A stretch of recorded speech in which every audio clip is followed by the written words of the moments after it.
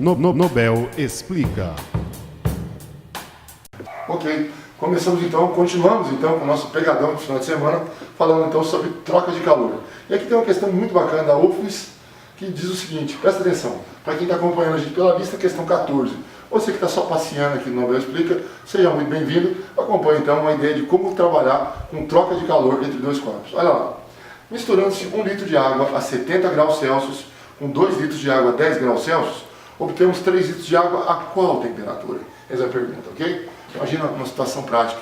A mãe, criança recém-nascida, vai dar banho na água morna para a criança, ele põe água bem quente e depois tempera com água fria, ou vice-versa, né? Vamos ver essa situação então.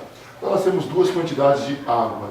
Vamos chamar a primeira quantidade de água número 1 e a segunda quantidade de água número 2. Aí vamos para as informações. 1 litro. A gente vai esbarrar no detalhe, né? A densidade da água é tal que ela vale 1 kg por litro. O que quer dizer isso?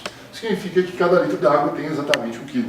Em outras palavras, então, quando ele cita que eu estou misturando o volume de 1 litro, na verdade ele está dizendo para vocês que você está colocando 1 kg. E esse quilograma é para nós 1000 gramas, né? Na nossa contabilidade de calorimetria na forma não usual, ok? Mas cuidado, isso aqui é um volume, isso aqui é uma massa. O sinal de igual é que, na verdade, nós podemos converter o volume de 1 litro para a massa de 1 kg, tá bom? Para a gente não dizer, não está falando besteira. Então lá vamos nós. Nós temos então 1 litro de água. 1 litro de água então corresponde a 1000 gramas, cuja temperatura inicial para nós é de 70 graus Celsius. Note que detalhe lindíssimo nessa caneta na cor beterraba, que é uma exclusividade do Nobel Explica, ok? E agora 2 litros de água, na água 2. 2 litros, 2 quilos ou 2000 gramas, ok?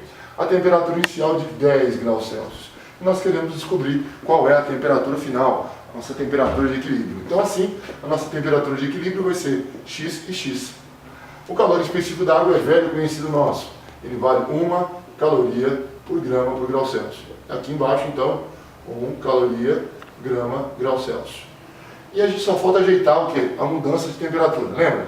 Mudança de temperatura sempre é a diferença entre a temperatura final e a temperatura inicial. Temperatura final, X. Temperatura inicial, 70 nesse caso. Portanto, X menos 70. E aqui, na linha de baixo, X que é a final, menos 10 que é a inicial. Parece ser uma resolução simples. Então vamos lembrar, sempre que dois corpos trocam calor, a somatória algébrica do calor trocado entre eles tem que ser igual a zero. Ou seja, quem ganha calor fica com um sinalzinho positivo nessa contabilidade. Quem perde o calor fica com um sinal negativo.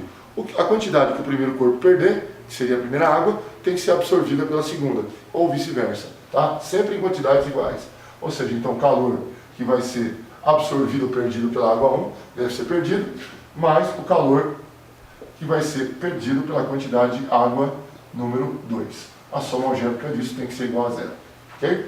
Mais um lembrete, que o nosso calor nesse capítulo ele é dado pela equação QMACT, MC delta T, que avalia a relação do que acontece entre o calor ganho ou perdido e a mudança de temperatura. Então, voltamos lá para a nossa igualdade. O calor da água 1 é massa, é calor específico e a mudança de temperatura. Para o segundo, é massa, é calor específico e a mudança de temperatura. A soma algébrica disso tudo vale zero, tá bom? Agora, vamos transportar as informações da tabela. Então, massa da primeira água, 1000 gramas. Então, aqui 1000. Para a gente não colocar a mesma informação duas vezes, nós tiramos ela da tabela. Calor específico da água, ela vale 1. Mudança de temperatura é X menos 70. Vamos riscar você e transportar essa informação para a nossa equação. Massa de repente da água 2, quanto? 2000. Calor específico dessa água, 1.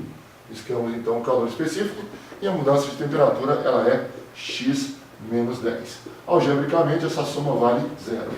Eu tenho certeza absoluta que vocês há muito tempo sabem isolar o valor de X. Então agora vai ser um passeio a gente fazer isso. Então olha lá, 1000 vezes 1, 1000. 1000 agora que distributivamente multiplica X. Então nós ficamos com 1000x. Vai ficar mais bonitinho esse negócio, acho que eu vou usar uma caneta vermelhinha, né? Para lembrar vocês que aqui a gente tem uma propriedade de multiplicação de forma distributiva. Tanto nessa situação quanto na situação posterior. Assim, 1000 vezes 70, nós ficamos com menos 70 1.170.000, ok? No segundo termo, 2.000 vezes 1, 2.000 vezes x, 2.000x. E do lado de lá, 2.000 vezes 10 vai ficar para a gente menos 20.000. Algebricamente, isso tudo vale zero. Agora vamos juntar os termos que nós temos em comum.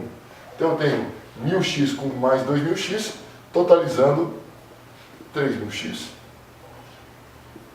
Juntando menos 70.000 com menos 20.000, menos 90.000. Mas vamos mandar esses 90.000 para o lado de lá da igualdade, 90.000. Okay?